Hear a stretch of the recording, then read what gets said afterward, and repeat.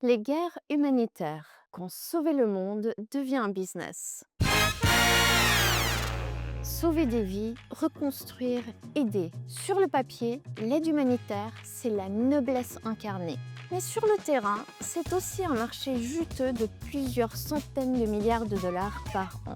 Chaque crise, guerre, séisme, famine voit des déplacements de sinistrés croiser en sens inverse toute une population de personnes prêtes à aider et souvent contre rémunération. Car oui, au-delà des médecins ou des volontaires, il y a aussi des entreprises, des ONG, des sous-traitants et des consultants. Tous se partagent les contrats, les budgets, les appels d'offres. En 2023, le budget mondial de l'aide humanitaire a dépassé 60 milliards de dollars selon l'ONU. Et une bonne partie finit ailleurs que sur le terrain, entre la logistique, les intermédiaires, les salaires d'expatriés et les coûts administratifs.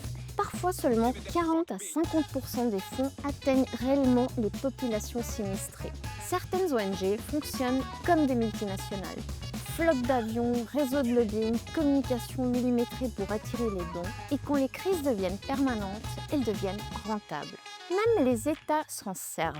L'aide humanitaire devient un outil d'influence, de diplomatie douce ou un prétexte d'intervention militaire désintéressée. Afghanistan, Sahel, Ukraine. Sauver, oui, mais aussi s'implanter, sécuriser, influencer. Et dans l'ombre, un marché parallèle prospère. Celui des fournisseurs, des constructeurs, des consultants du chaos.